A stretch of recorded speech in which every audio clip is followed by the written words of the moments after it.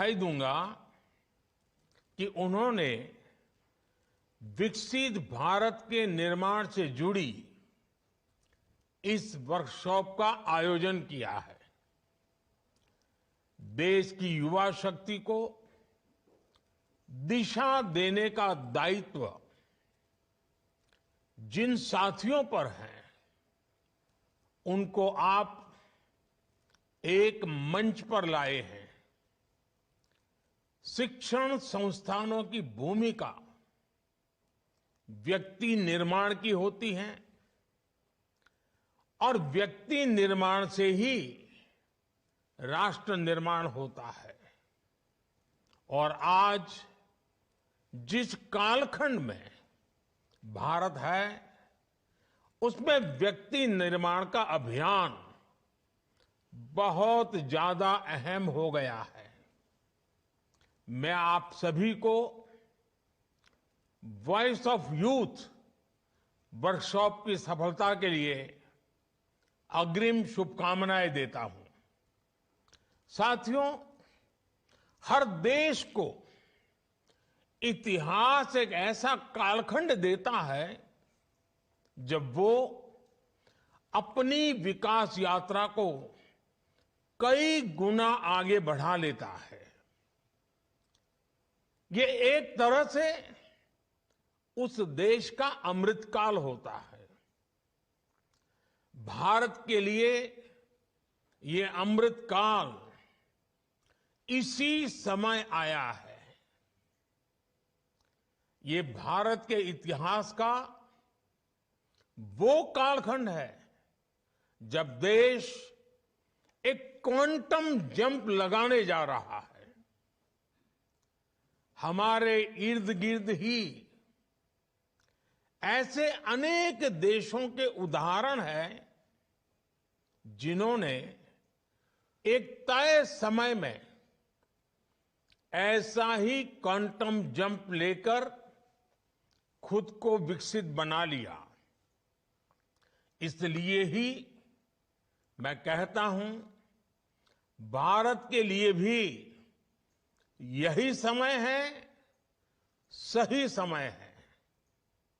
हमें इस अमृत काल के पल पल का लाभ उठाना है। हमें एक भी पल गंवाना नहीं है। साथियों, हम सभी के सामने प्रेरणा के लिए आजादी का हमारा लंबा संघर्ष भी है। जब हम एक ध्येय के साथ, एक जोश, एक जज्बे के साथ आजादी को अंतिम लक्ष्य मानकर मैदान में उतरे, तब हमें सफलता मिली। इस दौरान सत्याग्रह हो,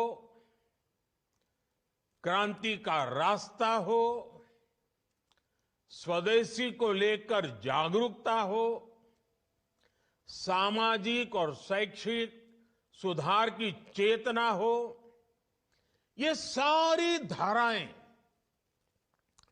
एक साथ मिलकर आजादी के आंदोलन की ताकत बन गई थी।